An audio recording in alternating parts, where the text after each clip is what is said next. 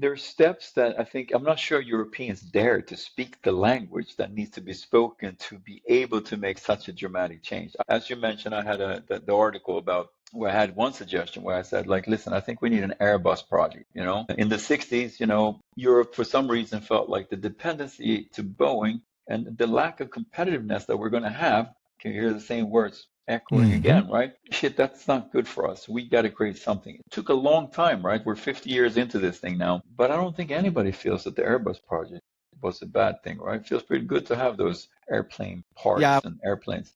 I'm wondering what the sentiment was at the time, because I'm curious about that. Looking back at it, yeah, it was probably a success story, but what was the sentiment at that given time in history?